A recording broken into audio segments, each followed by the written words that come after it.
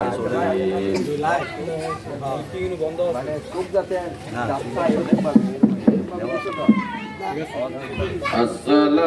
والسلام على من كان نبيا وآدم بين الماء والطين سيدنا ونبينا وشفينا وحبيبنا وكيلنا وكفيلنا وأولنا ومعيننا محمد رسول الله صلى الله عليه وسلم. قال الله تعالى في كلامه المجيد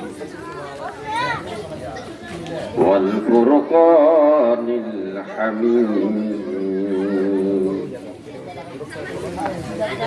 يا أيها الذين آمنوا لا تلهكم أموالكم وأولادكم عن ذكر الله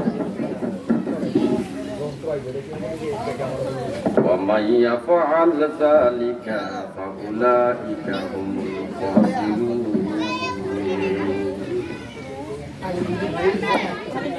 صدق الله مولانا العظيم وصدق رسوله النبي الكريم الآمين. قال النبي صلى الله عليه وسلم من ولد له ولد فليحسن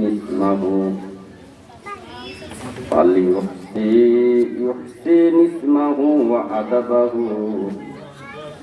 فإذا بلغ فليزوجه فإن بلغ ولم يزوجه فأصاب فإنما اسمه على أبيه أو كما عليه الصلاة والسلام.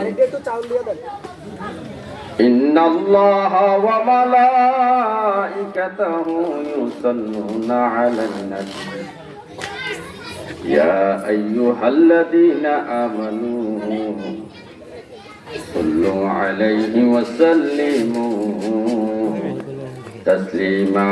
صلاة يا رسول الله عليكم سلام يا عليكم صلاة يا رسول الله سلام يا حضرا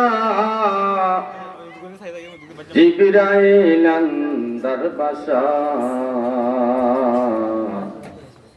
بہر حق سوئے غریبا ایک نظر صلاة یا رسول اللہ سلام یا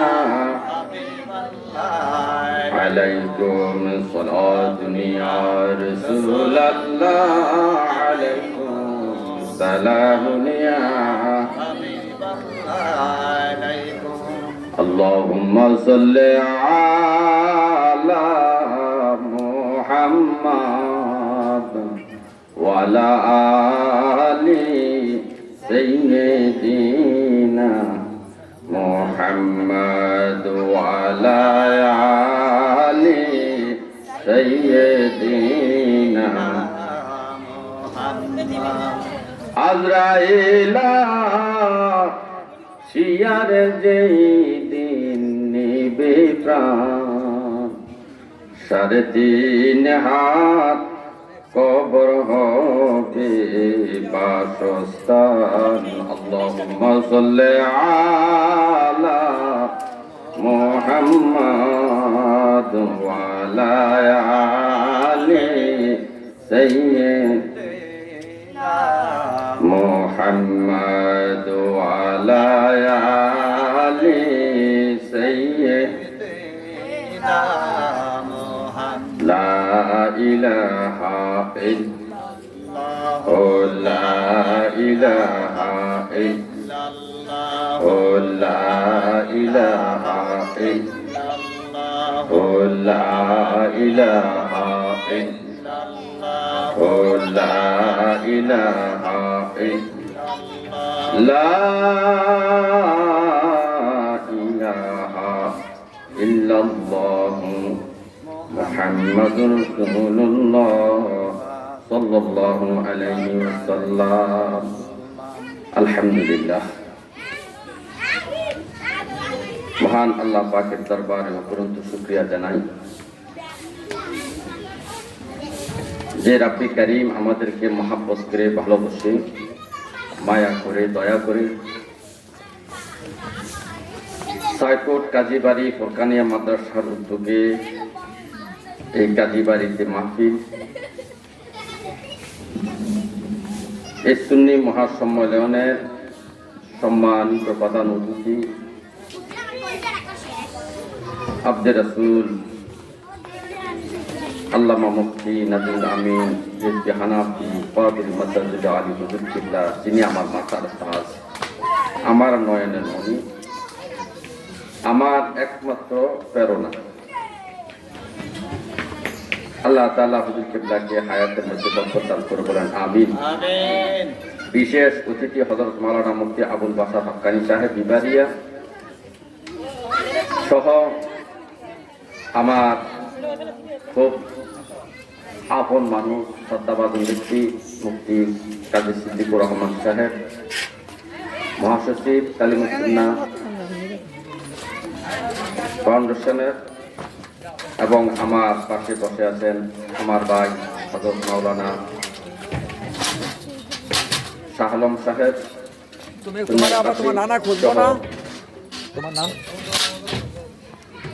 মাদ্রাসার তালিবুল ইলম, কোরআন হাফেজ, আমার ছোট বন্ধুরা সহ সম্মানিত মুসলিমিন কিরাম, সবাইকে সালাম দিচ্ছি এবং আমার পর্দানিশী মা ও বোনেদেরকেও আমি সালাম দিচ্ছি। আসসালামু আলাইকুম ওয়া রাহমাতুল্লাহি ওয়া বারাকাতুহু।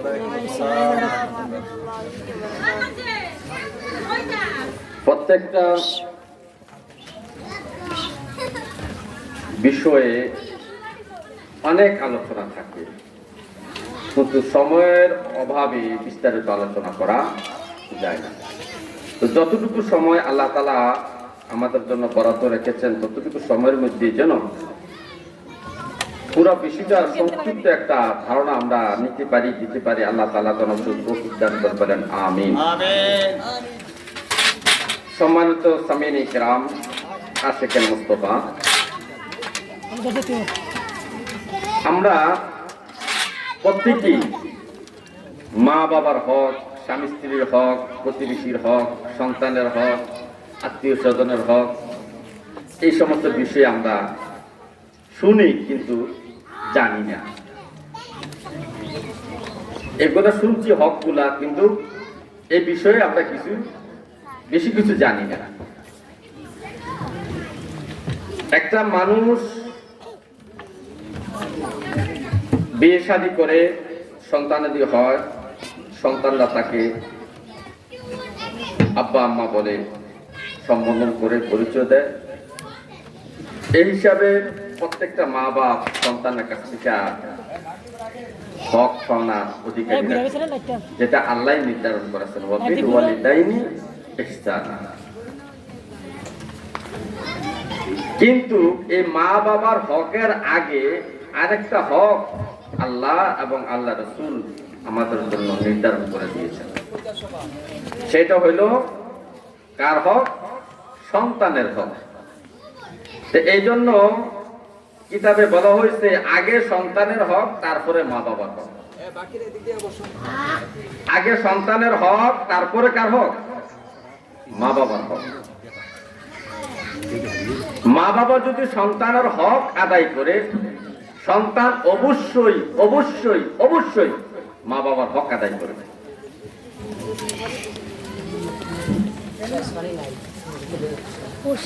হযরত ওমর রাদিয়াল্লাহু তাআলা আনহু যখন খলিফাতুল মুসলিমিন ওনার কাছে এক ব্যক্তি তার সন্তানকে নিয়ে হাজির হয়েছে।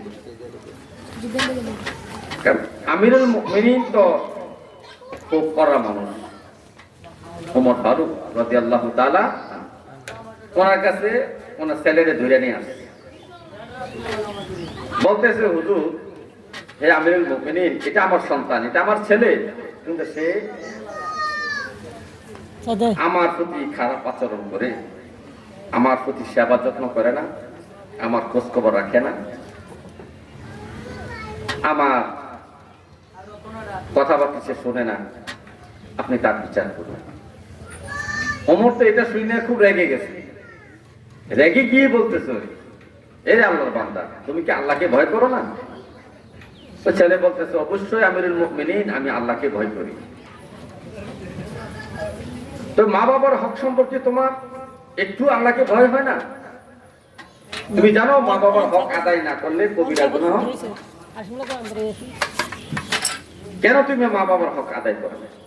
মা বাবার সেবা যত্ন, তার সাথে ভালো ব্যবহার, তার ভরণ পোষণ সবকিছু কেন করো না? ওই ছেলেটা আমিরুল মুমিনিনকে প্রশ্ন করতেছে, আমিরুল মুমিনিন, আমি আপনার কাছে একটু জানতে চাই, আপনি তো বললেন যে সন্তানের উপর মা বাবার হকের কথা বললেন, কেন আমি আদায় করি না? আচ্ছা, সন্তান কি মা বাবার প্রতি কোনো হক নেই? সন্তানের মা বাবার উপর কি সন্তানের কোনো হক নেই? আমিরুল মুমিনিন বলতেছে, অবশ্যই আছে, অবশ্যই হক আছে। হক কি? হক হলো প্রথমত তিনটা হক। একটা হক হলো তোমার বাবা যিনি হয়েছে তিনি বিবাহের সময় একটা নেককার মহিলাকে, আল্লাহ ওয়ালি মহিলাকে বিবাহ করবে, নেককার দিনদার একটা মহিলাকে বিবাহ করবে, এটা এক নম্বর হক। কারণ দিনদার মহিলার ঘরে দিনদার জন্ম নিবে। দুই নম্বর, ওই মহিলার ঘরে তার সন্তান জন্ম নেওয়ার পরে ওই সন্তানটাকে দ্বীন শিক্ষা দিবে, ইসলাম শিক্ষা দিবে, ইসলাম শিক্ষা দিবে, তাকে আদব শিক্ষা দিবে।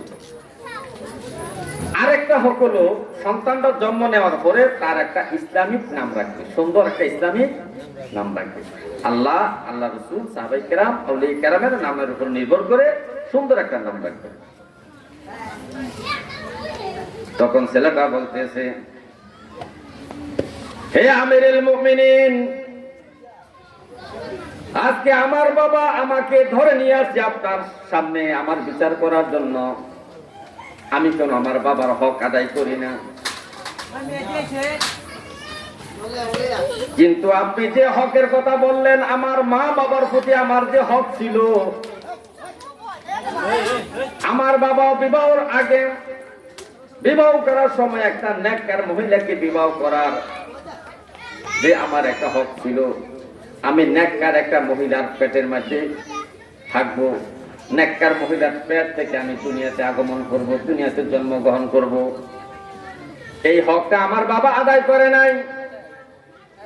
আমার জন্মের পরে আপনি বলছেন একটা সুন্দর নাম রাখার জন্য, ইসলামিক নাম, কিন্তু আমার বাবা আমার নাম তো ইসলামিক রাখে নাই।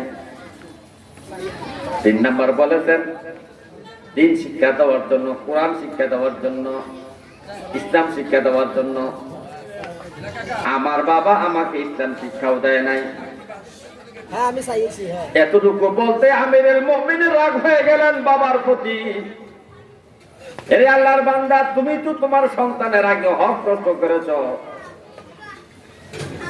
তুমি তো সর্বপ্রথম তোমার সন্তানের হক তুমি নষ্ট আগে করেছ, যার কারণে সন্তান তোমার এখন হক নষ্ট করতে আছে। যাও এখন তুমি দূরে সরে যাও, তোমাদের ফায়সালা আমার কাছে আর করা সম্ভব নয়। তাহলে বোঝা গেল এই হাদিসের দ্বারা যে আগে সন্তানের হক আদায় করতে হবে, প্রত্যেকটা মা বাবাকে সন্তানের হক, এগুলো আমাদের মা বাবারা জানার দরকার। আমার মায়েরা, যারা আমার এই মাইকের আওয়াজ শুনতেছেন, আপনারা একটু মনোযোগ দেন। আপনার সন্তানের কি কি হক আপনাকে আদায় করতে হবে, একটু মনোযোগ দেন। 1 নাম্বার সন্তানের হক হলো হযরত আবু রাফি রাদিয়াল্লাহু তাআলা আনহু তিনি নিজে বর্ণনা করতেছেন, ও জগতের মানুষ, আমি নবীজির খাদেম ছিলাম।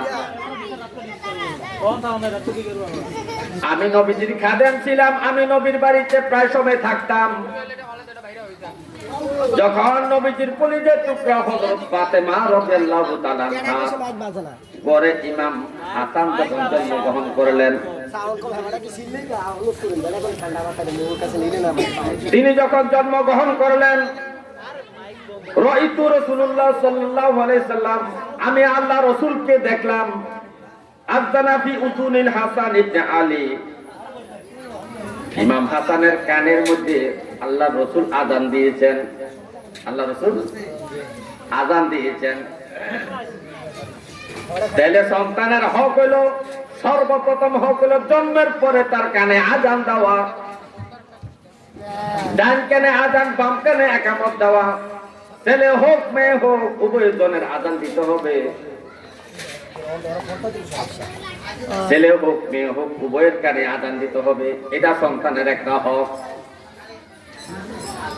তারপরে আবু রাফি বলতেছেন, ও জগতের মানুষ, যখন ইমাম হাসান জন্মগ্রহণ করলেন, আমি নবীজিকে দেখলাম, নবীজি দৌড়িয়া ইমাম হাসানের বাড়িতে গেলেন, মা ফাতেমার বাড়িতে গেলেন। যাইয়া ইমাম হাসানকে কোলে নিয়া তার কান, ডান কান বরাবর আমার নবী আযান দিয়েছেন। আমার নবীজি আযান দিয়েছেন। শুধু তাই না, ইমাম মালিক রাহমাতুল্লাহ আলাইহি বলতেছে, ও জগতের মানুষ, নবীজির কলিজার টুকরা হযরত জয়নব, উম্মে কুলসুম, ইমাম হাসান, ইমাম হুসাইন সহ নবীজির ঘরের মধ্যে যতগুলা শিশু সন্তান জন্ম নিয়েছে, সন্তান আদি থেকে নাতি পর্যন্ত, প্রত্যেকের কানের মধ্যে আমার নবী আযান দিয়েছে। আযান দিয়েছে। তাহলে সন্তানের 1 নম্বর হক হলো সন্তানের কানে আযান দেওয়া। তারপরে সন্তানের 2 নম্বর হক হইল, যখন সন্তান মায়ের পেট থেকে জমিনে আসে, জন্ম যখন সন্তানটা গ্রহণ করে, তখন তার উপর 1 নম্বর হক হলো কানে আযান দেওয়া। 2 নম্বর হক হলো আল গোলাম মুরতাহানুম বি আকিকা। নবীজি বলছে, হে আমার উম্মত, তোমাদের শিশু সন্তানগুলো আকিকার সাথে বন্ধক। যেমন আমরা দুনিয়াতে জমি বন্ধক রাখি, স্বর্ণ অলংকার বন্ধক রাখি, এই জমি বন্ধকি জমি দিয়ে আমি ইচ্ছা মাফিক কোনো ফসল ফলাইতে পারি না, কারণ জমিটা 1 বছরের জন্য একজনের কাছে আমি বন্ধক দিয়েছি 10,000, 20,000, 50,000। যার কারণে আমি 1 বছর এই জমির মধ্যে যাইতে পারবো না, এই জমি থেকে আমি ইচ্ছা মাফিক কোনো ফায়দা অর্জন করতে পারবো না, এটা হলো বন্ধক। নবীজি বলে, এই শিশু সন্তানেরা, প্রত্যেকটা শিশু সন্তান, ছেলে হোক আর মেয়ে হোক, প্রত্যেকটা শিশু সন্তান আকিকার সাথে বন্ধক। কার সাথে? আকিকার সাথে বন্ধক। নবীজি বলতেছেন, এই বন্ধকি সম্পদ দ্বারা যেমন উপকার অর্জন করা যায় না, তদ্রূপ আকিকার সাথে বন্ধক থাকার কারণে এই সন্তান দ্বারা তুমি ইচ্ছা মাফিক উপকার পাইবা না। সন্তান তোমার কথা শুনবে না, সন্তান তোমার কথা মতো চলবে না, সন্তান তোমার কথা শুনবে না, তোমারকে মান্য করবে না, তোমার আদেশকে সে পালন করবে না, নিষেধ সে পালন করবে না। তার কারণ হলো সন্তানরা আকিকার সাথে বন্ধকি আছে। এই জন্য বলছে, এই যে সন্তান আকিকার সাথে বন্ধক আছে, বন্ধকি ছুটানোর জন্য তুজবাহু আনহু ইয়াউমাস সাবঈ, এই আমার উম্মত, এই সন্তানটা জন্মের 7ম দিনে, জন্মের 7 দিনের মধ্যে তার বন্ধুকে ছুটানোর জন্য তোমরা কি করো? পশু জবাই করো। কি করো? পশু জবাই করো। পশু জবাই করো। তো কি পশু জবাই করব? নবীজি এবং সাহাবায়ে কেরাম আকিকা দেওয়ার জন্য তারা ছাগল জবাই করতেন। আনিল গোলামি শাতানি ওয়া আনিল জারিয়াতি শাতুন। নবীজি বলেন ছেলের জন্য 2টা ছাগল, মেয়ের জন্য 1টা ছাগল। ছাগল দ্বারা আকিকা দেওয়ার সুন্নাত। নবীজি বলছে ছেলের জন্য 2টা ছাগল, মেয়ের জন্য 1টা ছাগল। যারা তোমরা আকিকা দিবা, এই ছেলের জন্য 2টা ছাগল, মেয়ের জন্য 1টা ছাগল জবাই করে তোমরা আকিকার সাথে বন্ধুকে ছোটাইবা। সন্তানের বন্ধুকিটা তোমরা ছোটাইয়া নিবা। তাহলে এখানে 2 নম্বর হলো সন্তানের আকিকা পালন করা 7 দিনের মাথায়। ওই উসাম্মা এবং 7 দিনের মাথায় ওই সন্তানের একটা সুন্দর ইসলামী নাম রাখবে। এটা সন্তানের হক। এটা কি সন্তানের হক? ইসলামী নাম রাখতে হবে, মন গড়ার নাম রাখলে হবে না। কোরআনের আরবি শব্দই হলে হবে না। কোরআনে তো ফেরাউনের নামও আছে, হামানের নামও কোরআনে আছে। সুতরাং আরবি শব্দ হলে হবে না, আরবি শব্দটার একটা ইসলামিক সুন্দর একটা অর্থ থাকতে হবে। এই জন্য আমাদের উচিত রব্বে কারিমের যতগুলো নাম আছে, যতগুলো সিফাতি নাম আছে, আমার নবীর যত নাম আছে, সাহাবায়ে কেরামের যত নাম আছে, আউলিয়া কেরামের যত নাম আছে, ওই নাম সমূহ থেকে মহিলা এবং পুরুষদের নাম বাছাই করে আমাদের সন্তানদের ইসলামী নাম রাখা উচিত। দলের সন্তানের আরেকটা হক হলো তার সুন্দর একটা নাম রাখা, ইসলামী নাম রাখা। 4 নম্বর হক হলো ইহুলাদু রাসূলু। 7 দিনের মাথায় তার মাথা মুন্ডাবে, মাথা কামাবে, মাথার চুলগুলা পালাবে। 7 দিনের মাথা। কয় দিনের মাথা? 7 দিনের মাথা। এই 7 দিনের মাথায় যখন ছোট একটা মাসুম বাচ্চার মাথার মধ্যে সামান্যটুকু চুল থাকে, বেশি চুল থাকে না, নবীজি আম্মা জান ফাতেমাকে বলতে, হে ফাতেমা, হাসানের মাথা কামাও, এই মাথার চুলগুলাকে এক জায়গায় রাখো, আর এক জায়গায় রূপা রাখো। চুল এবং রূপা মাপ দাও।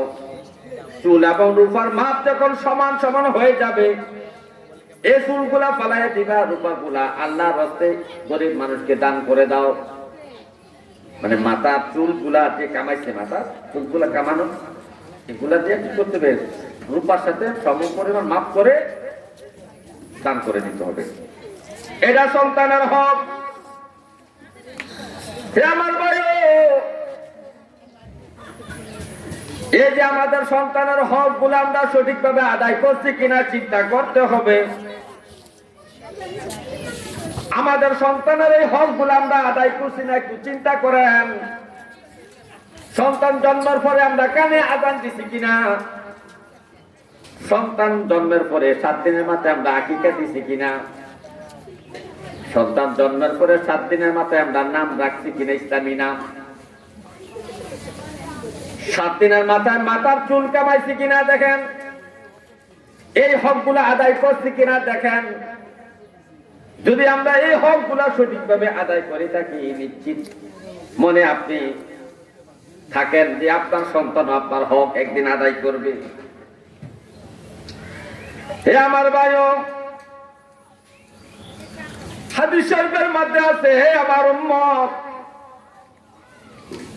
তোমরা যারা বাবা হয়েছো, মা হয়েছো, তোমাদের প্রতি তোমাদের কিছু সন্তানদের কিছু হক আছে। এর মধ্যে একটা হক হইল সুন্নতে খাতনা করানো। সুন্নতে খাতনা করানো। এই সুন্নতে খাতনা,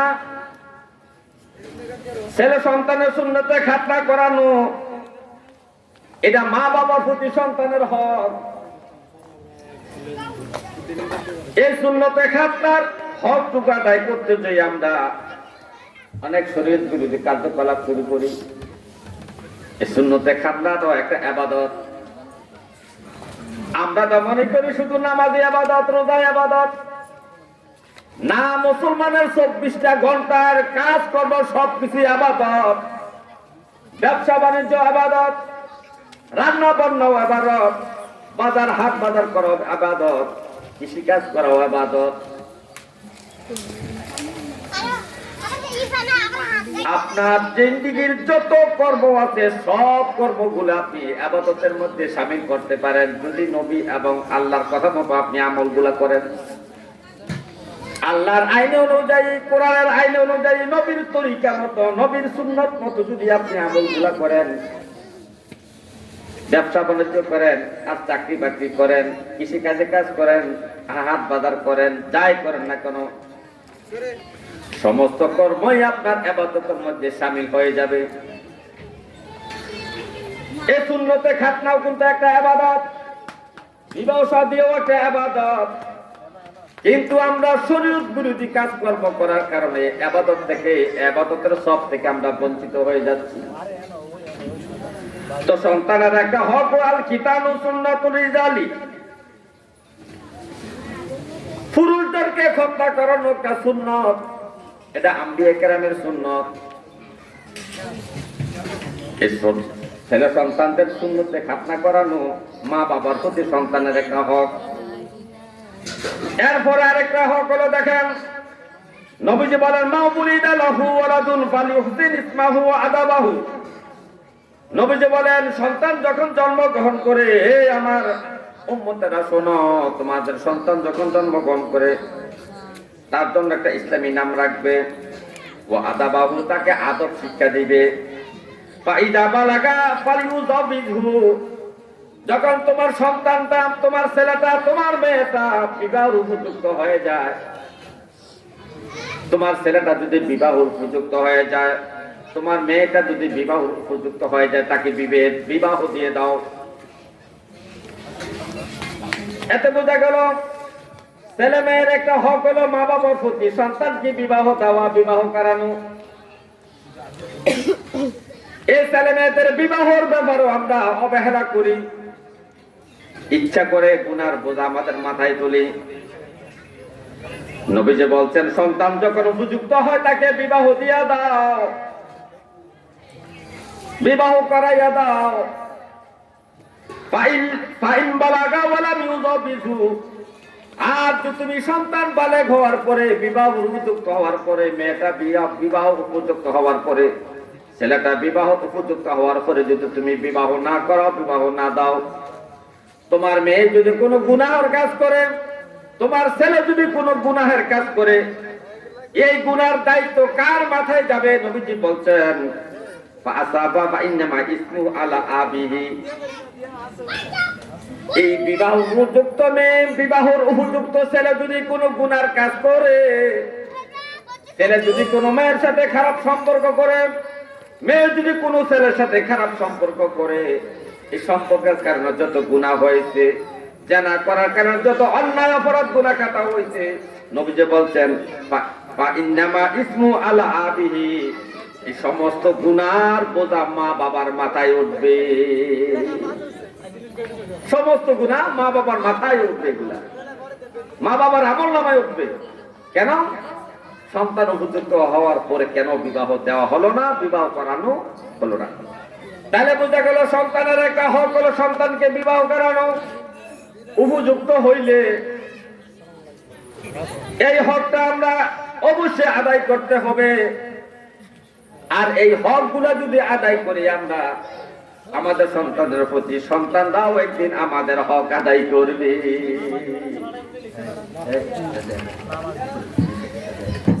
এই সন্তানদের বিষয়ে আমাদেরকে সাবধান হতে হবে।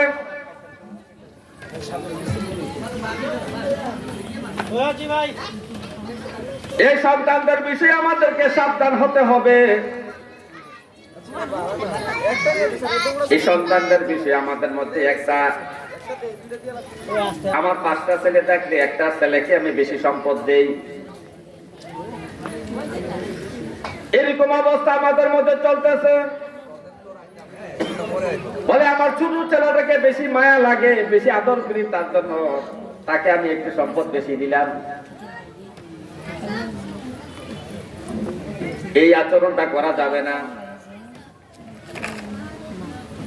নোমান ইবনে বশির রাদিয়াল্লাহু তাআলা আনহু তিনি বলতেছেন, ও জগতের মানুষ, আমি নোমানকে আমার আব্বা বশির হাতে ধরে নবীজির কাছে হাজির হইলেন। নবীজির দরবারে যায় বলতেছি, ইয়া রাসূলুল্লাহ, এটা আমার ছোট ছেলে, এটা আমার সন্তান। আমার এই সন্তানটাকে আমি একটা গোলাম দান করছি, গোলাম দান করছি। নবীজি বললেন, বশির, তোমার যে অন্যান্য সন্তান আছে, অন্যান্য ছেলেরা আছে, তাদেরকে তুমি গোলাম দিছো কিনা? নোমান কি তুমি গোলাম দিলা? অন্যান্য সন্তানদেরকে তুমি গোলাম দিছো কিনা?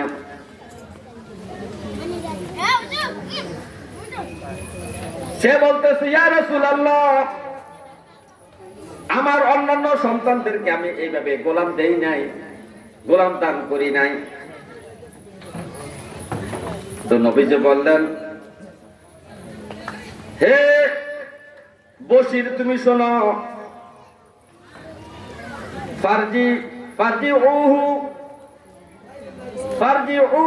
হে বশির, তুমি এই গোলামটাকে ফিরাইয়া নিয়ে আনো, নোমানের কাছ থেকে গোলামটাকে ফিরাইয়া নাও। কারণ তুমি যদি গোলাম দিতে হয়, তোমার প্রত্যেকটা সন্তানকে একটা করে গোলাম দেওয়া উচিত। তুমি প্রত্যেকটা সন্তানকে গোলাম না দিয়ে একটা সন্তানকে গোলাম তুমি দিলা, এই সন্তানের প্রতি যে তুমি বৈষম্য করলা,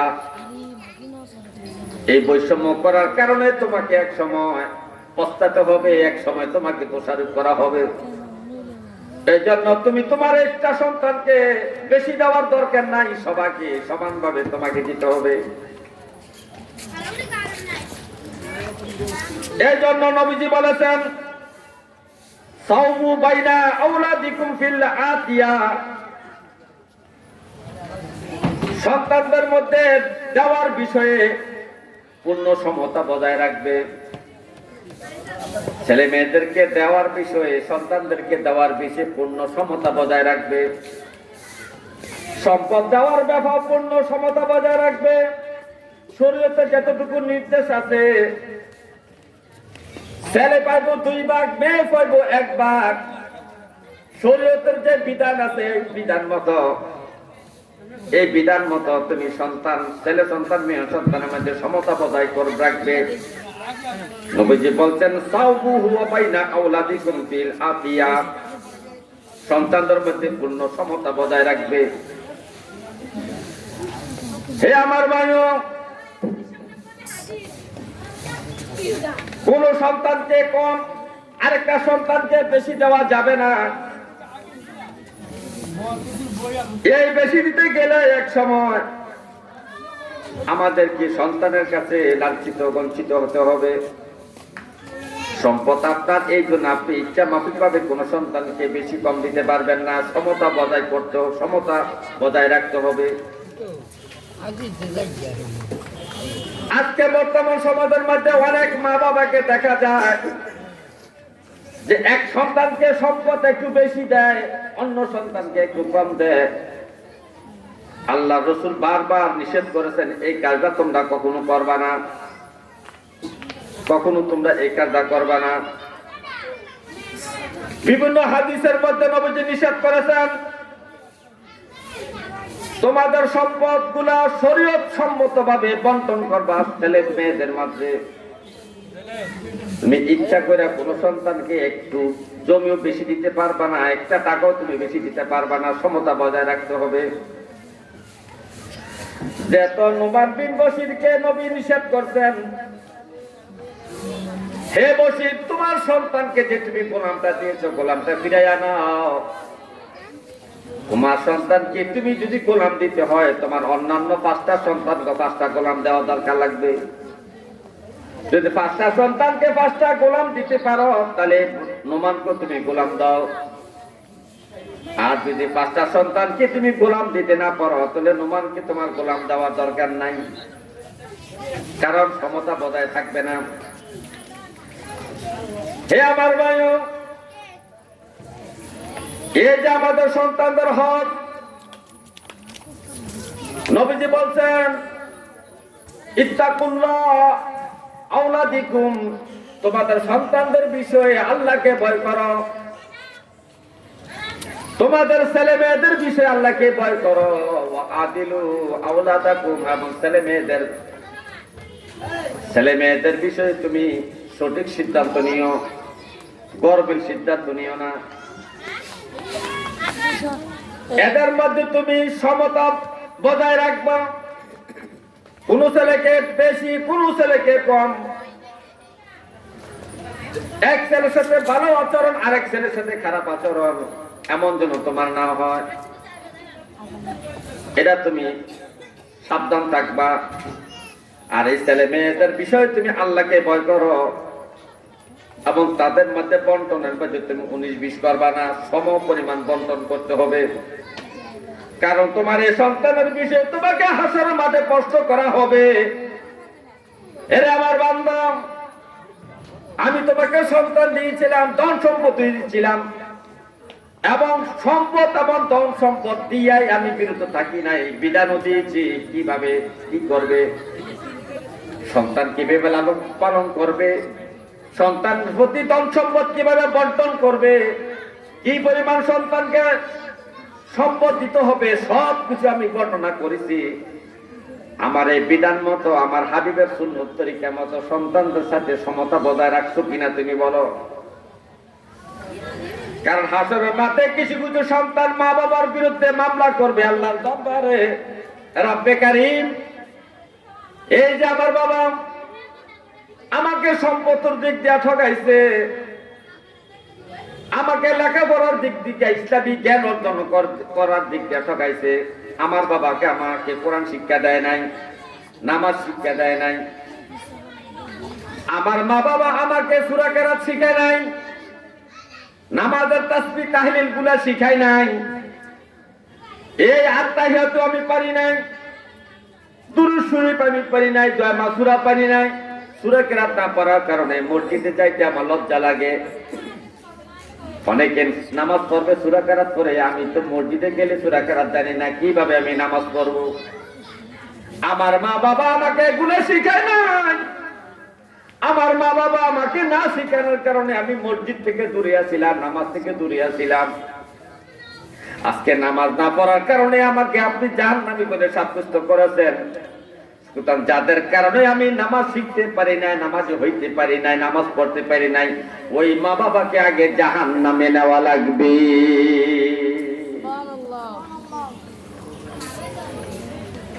সাধারণ বিষয় ভাই, আপনাকে সাবধান হতে হবে মা বাবা ছেলে সন্তানের বিষয়ে। আপনি কি চিন্তা করেছেন, সন্তান বিবাহের উপযুক্ত হওয়ার পরে যদি আপনি ছেলেটাকে বিবাহ না করান, আর এই ছেলেটা যদি প্যারপিরিতে করে, মোবাইলে সেটিং করে, ডেটিং করে, যাই কিছু করুক না কেন, এই যত গুনাহ হবে সমস্ত গুনাহ নবী বলতে মা বাবার আমল নামায় আসবে। আপনার মেয়েটা বিবাহ উপযুক্ত, আপনি বিবাহ দেন না, মেয়ে কিন্তু বিবাহ বসতে রাজি আছে, কিন্তু আপনি বিবাহ দেন না। এই যে মেয়েটা মোবাইলের মাধ্যমে বিভিন্ন মাধ্যমে সে গুনার কাজ করতেছে, এই গুনার দায় দায়িত্ব সব মা বাবার উপর কাঁধে পড়বে।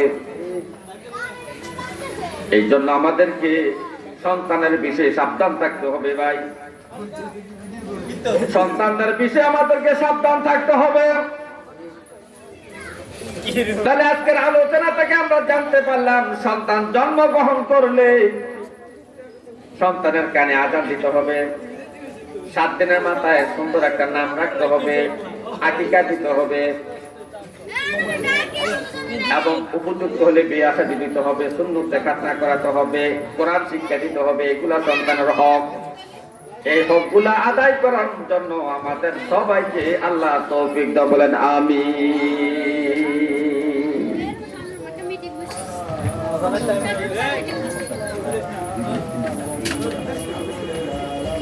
আল্লাহ তাআলা আমাদেরকে